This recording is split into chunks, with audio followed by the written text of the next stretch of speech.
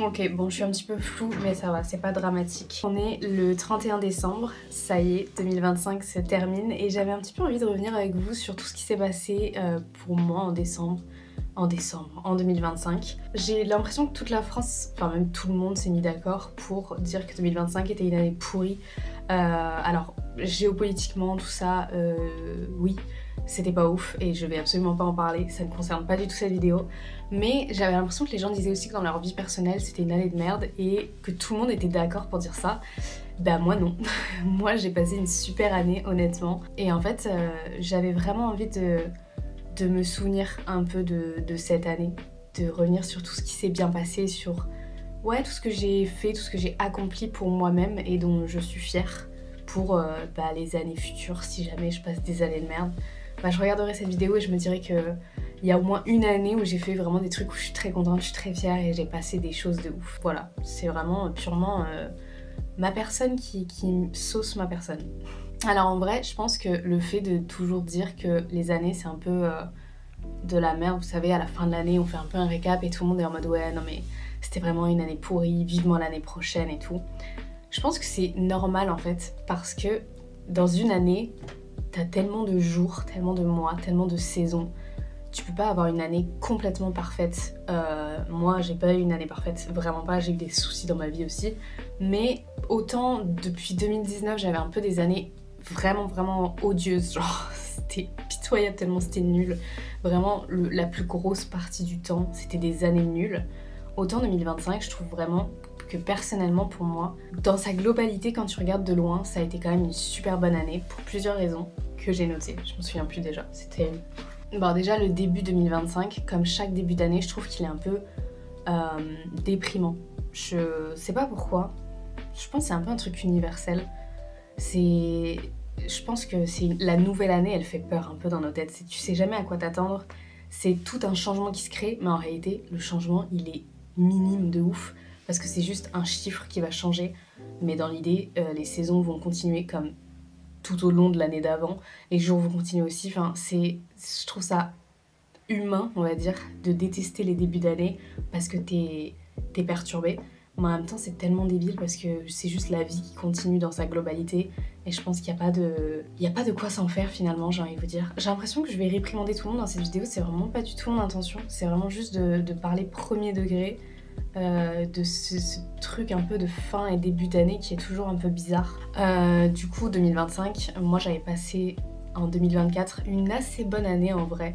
Quand j'y repense encore une fois, j'essaye vraiment de voir le positif dans tout. Et 2024, j'avais déjà beaucoup évolué dans le sens où j'avais repris l'école. Mais j'étais un peu effrayée de 2025 en me disant que j'allais refaire une phobie scolaire au cours de l'année d'après, c'était sûr dans ma tête. Mais au moins, j'avais recommencé l'école, j'étais très bien là où j'étais, je m'étais fait de nouveaux amis, fou quand même, et j'étais bien dans mon travail. Donc déjà, j'avais un peu ce truc de, ok, autant début 2024, c'était mais catastrophique, autant je l'ai bien fini, mais j'avais peur pour 2025 en me disant que c'était une nouvelle année, donc de nouveaux problèmes finalement. Et au final, très rapidement, j'ai commencé à me mettre une assez bonne routine en 2025. Déjà, j'ai fait beaucoup de vidéos, premier degré. J'ai été beaucoup plus... comment on dit déjà? Je sais plus comment on dit, mais j'ai vraiment posté presque tous les dimanches, je crois. J'ai pas fait de vraies pauses, même si c'est pas des vraies pauses. Et ça m'arrivait beaucoup en 2024 de pas poster pendant quelques mois. Autant là en 2025, je me suis tenue de ouf. J'ai commencé à vlogger en cours, à être même plus à l'aise dans sa globalité, à filmer avec ma famille, avec mes amis et tout. Donc ça déjà, je suis très contente. Dans tous les cas, c'est normal que ça évolue. Si vous commencez par exemple les vidéos YouTube, moi c'est ce que je connais, donc c'est tout ce que je peux dire. Mais si vous commencez les vidéos YouTube, au début tu vas être hyper timide de filmer devant tout le monde et tout, de parler quand il y a des gens dans ta maison, ils savent pas ce que tu fais, tu te dis mais je vais jamais pouvoir y arriver. Et au final, petit à petit, ça va se développer, on va dire, et vous allez être de plus en plus à l'aise. Et moi, début 2025, j'ai été de plus en plus à l'aise et aujourd'hui, je suis presque complètement à l'aise de filmer avec mes proches, ma famille, ça c'est sûr, et mes amis aussi à l'école un petit peu. Même si c'est pas parfait, ça évolue et c'est normal que ça prenne du temps, mais c'est déjà très bien, c'est une très belle évolution. Donc début 2025, j'ai aussi fait mon passeport. Alors, j'ai noté, j'ai vraiment noté, j'ai fait mon passeport. C'est plus que ça, c'est que j'ai vraiment fait des choses que j'aurais pas fait avant toute seule. Moi, je suis sortie d'un épisode d'anxiété généralisée extrêmement sévère et je ne faisais rien par moi-même. C'était ma mère qui me faisait tout. Et même aller à des rendez-vous, etc. C'était tout le temps quelqu'un qui m'amenait en voiture, même quand j'avais le permis. Je n'étais jamais seule et je prenais jamais de vraies décisions. Et là, début 2025, je suis allée faire mon passeport, donc c'est vraiment débile ce que je vais vous dire, mais pour moi c'est énorme, j'ai vraiment pris ma voiture toute seule pour aller dans un village que je connais pas, dans une mairie, pour faire des papiers. C'était vraiment fou, mais en fait ça m'a fait tellement du bien de le faire. J'étais terrorisée, mais qu'est-ce que j'étais contente de l'avoir fait de moi-même. Je sortais, je me souviens, j'étais allée après au bord du lac, parce que j'étais allée dans un village où il y avait un lac, et j'étais en mode waouh, genre tu l'as fait toute seule, c'est une folie. Genre, je pense qu'on s'en rend pas compte, mais c'est vraiment une folie. Et ça, je pense que déjà, ça a été un peu un déclenchement de ce qui a suivi après. C'est ce truc de commencer à faire des choses seule et de passer au-dessus de l'anxiété, quoi. À cette période-là aussi, j'ai créé une chaîne YouTube avec mes sœurs. Ça, c'est un truc trop cool. Franchement, je suis trop contente. Je crois qu'aujourd'hui, on a 4 ou 5 vidéos sur notre chaîne. On n'en fait plus puisque Laura vit à Nice. Mais ça m'a fait énormément plaisir de faire des vidéos avec mes sœurs. Alors déjà on en fait beaucoup sur ma chaîne, mais de faire une chaîne précise pour ça, je pense que ça nous a rapprochés déjà et c'est un peu comme si je les amenais un peu dans mon monde des vidéos et j'ai vraiment été très contente de faire ça. J'espère qu'on pourra refaire des vidéos ensemble, mais c'est sûr qu'on en refera. Mais franchement, ça a été un truc trop cool et je me suis encore plus investie dans les vidéos en vue du fait que c'était des vidéos avec mes sœurs. Donc j'ai encore plus fait attention aux détails, etc. Et franchement, c'est des bêtes de souvenirs. Je regarde des fois ces vidéos et je me dis, c'était trop cool, genre un peu nostalgique. Autant mes vidéos c'est différent parce qu'elles apparaissent mais elles sont pas constamment dedans. Là c'est des vidéos qu'on fait à 3. On a tellement rigolé, c'était vraiment génial. Du coup, ça c'est aussi un truc trop cool que j'ai fait cette année et j'en suis tellement contente. Après ça, je suis partie à Marrakech et alors là, pareil. Non mais en fait, je vous jure, c'est bizarre mais j'ai l'impression que j'ai fait que des trucs de ouf que j'aurais jamais pensé faire un an avant. En fait, c'est très court le moment où j'ai commencé à faire plein de choses. Partir à Marrakech, ça a été vraiment inconcevable. C'est fou, j'arrive toujours pas à croire que je l'ai fait. Pour remettre dans le contexte, je sortais vraiment à peine de mon anxiété. Aujourd'hui, ça me paraît hyper loin parce qu'il y a un an presque qui s'est passé et je pourrais le refaire vu que je l'ai déjà fait une fois, mais à l'époque c'était vraiment fou. Je suis partie avec mon école et donc sans mes parents. J'ai repris l'avion alors que je l'avais pas pris depuis 2016 et j'ai découvert un nouveau pays que je connaissais pas du tout, une nouvelle culture, etc. Et il y a plein de choses que j'ai pas aimé dans ce voyage, mais le fait de l'avoir fait premier degré, je sais pas m'exprimer, je répète la même chose. Le fait d'avoir eu le courage de faire ça, c'était obligatoire, mais j'ai quand même eu le courage de partir. J'aurais très bien pu ne pas partir à la dernière minute. Au final, je l'ai fait et ça reste un de mes meilleurs souvenirs de voyage pour l'instant. Non, pas du tout, je suis vraiment une menteuse. C'est pas du tout meilleur souvenir. Mais ça fait partie du souvenir de 2025. Bon, je suis le plus fière et très contente. J'ai adoré en vrai Marrakech dans le fait de voyager, on va dire. Le fait d'être avec mon école un petit peu moins, mais ça, on me dira rien. Quoique j'étais avec mes amis, en vrai, c'était très cool. On s'est aussi beaucoup rapprochés avec mes amis à ce moment-là. Et ouais, franchement, j'ai adoré Marrakech. C'était qu'une semaine, mais c'était génial. Et pour le coup, ça m'a vraiment sorti de ma zone de confort parce que j'étais loin de ma famille. Et pareil, je sortais d'une anxiété hyper sévère où je pouvais rien faire de moi-même et où j'avais toujours besoin d'être avec des gens qui connaissent mes problèmes, on va dire. Donc un membre de ma famille ou Malou, à la limite, ma meilleure amie. Mais là, j'étais toute seule et les gens, même s'ils savaient un petit peu, c'était absolument pas leur problème. Et du coup, ça m'a permis aussi de vraiment gérer mes émotions à moi toute seule, on va dire. Bête d'expérience. Ah oui, alors en 2025, j'ai pas eu que des trucs trop cool. J'ai fait aussi des choix débiles, notamment des choix capillaires, puisque j'ai décidé de me teindre les cheveux en blond. Teindre? Colorer les cheveux en blond? Pourquoi j'ai pas le mot, c'est bizarre. De me faire une couleur blonde finalement chez le coiffeur et de me couper les cheveux. J'avais les cheveux très longs et je me les suis coupés.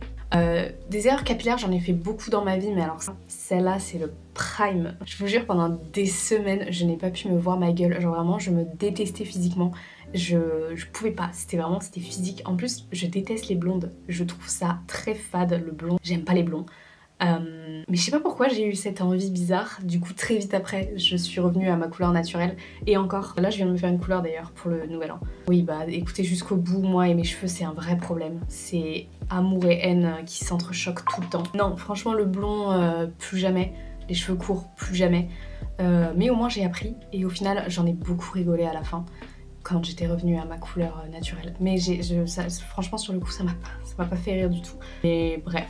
Il faut aussi voir les points négatifs. Non, j'en ai eu d'autres, des points négatifs. Je vais juste pas les mettre ici. Je trouve juste que ça, c'est une anecdote rigolote. Je suis malade, je pense que ça s'entend depuis tout à l'heure, c'est pour ça que j'ai du mal à respirer et que je parle de façon bizarre. Warning un peu tard, mais warning quand même. Cette année, j'ai aussi fait de plus en plus de soirées. Pareil, toujours en rapport avec l'anxiété, je ne sortais jamais de chez moi. Voilà, peut-être une fois par an, 2 max. Cette année, je sais pas ce qui s'est passé. J'ai fait la fiesta. Je me suis couchée plus tard que d'habitude. En fait, dans sa globalité, j'ai vraiment arrêté de stresser en me disant oui, mais demain je vais pas pouvoir me lever tôt, je vais pas pouvoir faire tout ce que je voulais faire. J'ai fait des activités que j'aurais jamais pensé faire avec des amis, genre j'ai pas d'idée là. Qu'est-ce que j'ai pu faire? Comment ça s'appelle là, c'est pas de la pétanque, du golf. J'ai fait du golf par exemple avec Malou et David. En fait, c'est des petits trucs comme ça, mais que je vous jure, je n'ai pas fait pendant des années parce que j'étais vraiment terrorisée à l'idée d'être dehors. Et en fait, j'ai loupé plein de trucs.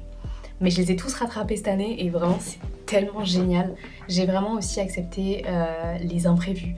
Exemple, là, ce soir, du coup, on fait la fête chez Malou pour le nouvel an. Ça s'est décidé hier qu'on le ferait chez Malou, que tels horaires, etc. Ça avant, c'était mais pas possible pour moi. Déjà, j'ai pas fêté le nouvel an depuis facile 3 ans peut-être. Ça fait 3 ans que je me couche même avant minuit tellement j'en ai mais rien à foutre et tellement en fait je pouvais même pas concevoir de faire une fête. C'était pas possible et encore moins à la dernière minute comme ça. Là, j'ai vraiment accepté que voilà. Ma soeur elle vient me proposer un truc pour l'après-midi même, mais je le fais hier. Je suis restée chez Malou et David jusqu'à minuit alors que j'étais censée juste aller faire les courses avec eux. Et ces petites choses comme ça que je ne m'autorisais pas avant, ça fait tellement du bien. En fait, je crois que cette année, j'ai vraiment compris ce que c'est que de vivre, genre premier degré. Mon ventre est gargouille, calculez pas. Ouais, j'ai vraiment compris ce que c'est que de vivre normalement en fait comme tout le monde. C'est triste en même temps, je trouve ça super. En fait, c'est triste parce que j'ai 20 ans et tu te dis, mais comment ça, à 20 ans, tu commences à peine à vivre. Mais en vrai, vaut mieux tard que jamais. Et vu de là où je viens, je suis déjà très contente de pouvoir faire ce que je fais aujourd'hui. Et c'est pas grave pour ce qui s'est passé avant, c'est triste pour la moi d'avant, mais au pire, elle est plus là, j'ai envie de vous dire. J'ai l'impression que je suis toujours plusieurs personnes différentes, genre la moi du passé et la moi de maintenant, c'est pas du tout les mêmes personnes. On est 2 entités à part entière, c'est un peu comme une petite sœur. Je suis désolée pour elle, mais j'avance moi de mon côté et je la laisse derrière quoi. J'en étais où? Oui, j'ai fini la première année scolaire en 2025, donc ma première année de BTS. Pareil, ça c'est fou parce que j'ai fait 3 phobies scolaires au collège, lycée et mes premières études supérieures que j'avais commencé. J'ai pas pu les finir, en fait j'en ai fini aucune. J'ai toujours fini par faire l'école à la maison ou arrêter la fac. Mais cette année, j'ai passé ma première année sans faire de crise d'angoisse, sans faire de phobie scolaire. Et pour le coup, celle-là, je m'y attendais pas, mais en fait, au-delà de je m'y attendais pas, je pensais vraiment que j'en étais incapable. Je vais être honnête avec vous, depuis le collège, je suis terrorisée par l'école. Je sais pas vraiment d'où ça me vient. J'ai essayé de chercher avec mes psys, mais on n'a jamais trouvé. Mais vraiment, c'est un supplice pour moi. Enfin, à une période, c'était un supplice d'aller à l'école. Et en fait, là, j'ai passé une année, une super année, genre. Et j'ai pas fait de phobie scolaire, j'ai pas eu de vrais gros problèmes, j'ai pas fait de crise d'angoisse, crise de panique. Et franchement, c'était tellement impossible dans ma tête et je suis tellement heureuse d'avoir réussi à faire ça. Franchement, 2025, c'était une bête d'année. Ah oui, pendant l'été, je suis allée à mon premier concert. Pareil, c'est fou. Pour une meuf qui a peur des gens, être dans une foule de, je sais pas, 20 000 personnes, je sais plus combien de personnes il y avait, ça a été absolument génial, d'accord. Je suis allée à Barcelone aussi, donc ce même week-end-là avec ma sœur. Je crois que c'est mon meilleur souvenir de 2025. J'arrive pas à respirer. Ouais, je suis allée à Barcelone avec ma sœur, on a pris un hôtel. Donc on était dans une grande ville que je connaissais pas du tout. et on est allé à un concert toutes les deux en plus, donc c'était vraiment génial. J'ai tellement adoré ce moment et en fait pareil, j'ai pas eu peur une seule seconde et j'ai tellement juste profité du moment, quelque chose que j'aurais jamais pu faire avant, c'est quand même une folie. J'arrive pas à savoir le déclic que j'ai eu, mais franchement c'est génial. Je suis tellement reconnaissante. Ah non, si ça aussi c'est un bête de souvenir. Je vous jure, j'ai que des bêtes de souvenirs en 2025. C'est vraiment génial. J'ai aussi eu un anniversaire surprise, donc l'anniversaire de mes 20 ans, que ma famille a préparé avec mes amis. Et moi j'ai jamais vraiment aimé déjà mes anniversaires parce que j'avais pas beaucoup d'amis. Enfin j'en avais presque pas, ouais, j'ai toujours eu 1 ou 2 amis max. Et les anniversaires t'es toujours un peu déçue. Tu finis toujours par chialer toute seule parce que ça te va pas en fait. Et moi je m'étais dit cette année je vais juste faire comme toujours. Il y aura mes cousins, enfin mon cousin.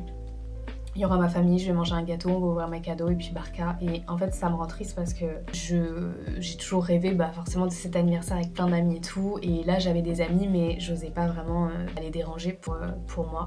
Et mes parents et mes sœurs les ont contactés. Pour le coup, je m'y attendais pas du tout. Et franchement, ça a été vraiment génial. En plus, les 20 ans, c'est un peu sacré. C'était la première fois que j'avais des amis. Tellement triste cette phrase. Mais c'était vraiment génial. Elles m'ont offert un cadeau absolument incroyable. Enfin, toute ma famille m'a offert des cadeaux incroyables, mais le cadeau de mes amis était particulièrement touchant parce que du coup, c'était une GoPro. En fait, moi qui étais très timide de filmer à l'école, etc., je me suis vraiment rendu compte que mes amis me jugeaient pas pour ce que j'aimais. Et ça, c'est tellement important. C'est vraiment d'avoir des amis qui vous jugent pas pour ce que vous aimez, genre. Même si c'est un peu la honte de faire des vidéos YouTube, on s'en fout. Tant que vous, ça vous va, c'est super. Mais c'est dur de se le dire quand tu te dis que tous tes amis, ils trouvent que c'est la honte et tout. Je sais pas comment m'exprimer, c'est terrible. Mais c'est là où je me suis rendu compte que c'était des vrais amis parce qu'elles avaient compris un peu qui j'étais et qu'elles me jugeaient absolument pas, qu'elles me poussaient encore plus. Waouh, ouais. Et puis ensuite, la fin d'année, là, qui est franchement pas mal. Alors, on a eu des petits soucis à ma maison, mais finalement, les problèmes se sont réglés assez rapidement. J'ai fait des vidéos YouTube qui changeaient un peu, je m'amuse plus à faire du montage. J'essaye de toujours apprendre, grandir. Et voilà. Je pense que pour 2025, c'est déjà pas mal en vrai tout ce que j'ai fait. Je viens de me rendre compte que tout a un rapport avec mon anxiété que j'ai vécue. C'est un vrai traumatisme que j'ai parce que pendant des années, j'ai tellement pu rien faire. Je vous l'ai vraiment dit il y a 2 secondes. Mais 2025, ça a été vraiment une année où je suis sortie de ma zone de confort de ouf et où j'ai fait plein de choses malgré la peur. Et en fait, aujourd'hui, je me suis rendu compte que ça faisait 1 an que je n'avais pas fait de crise d'angoisse du tout. Pour vous, c'est peut-être pas grand-chose parce que les crises d'angoisse, alors beaucoup de gens en font, mais pas non plus régulièrement. Moi, ça m'est déjà arrivé, j'ai eu un stade de ma vie où j'en faisais tous les jours, plusieurs fois par jour. C'était vraiment, c'était constant. C'était une peur qui était constante et je voyais tellement pas le bout. Moi, j'étais persuadée que je suis née comme ça et que jamais je pourrais sortir de ça. Et en fait, je suis sortie de l'anxiété comme j'en suis rentrée. C'est-à-dire très rapidement, je l'ai pas vu venir et j'ai pas de recette miracle mais j'ai juste commencé à vivre pour moi et je pense vraiment arrêter de me soucier du regard des autres, même si c'est super dur à faire. C'est avec des petites choses, vous voyez, des trucs cons, mais commencer à faire des vlogs en cours, à la mairie faire son passeport. C'est des petits trucs comme ça qui ont fait qu'aujourd'hui, je peux faire plein de choses en fait. J'ai pu aller à un concert, j'ai fait un anniversaire avec tous mes amis, enfin... C'est peu par petit peu, 2025 c'est avéré être une super année avec de plus en plus de grandes choses quoi. Apprends à parler français. Je suis fatiguée, je commence vraiment à fatiguer. En fin d'année là, attendez, j'ai mon chat qui m'appelle. Oui, je disais, le plus important en 2025, j'ai réfléchi à l'année 2026. Ça peut paraître un petit peu bizarre mais je vais vous expliquer pourquoi je dis ça. En gros, du coup j'ai 20 ans.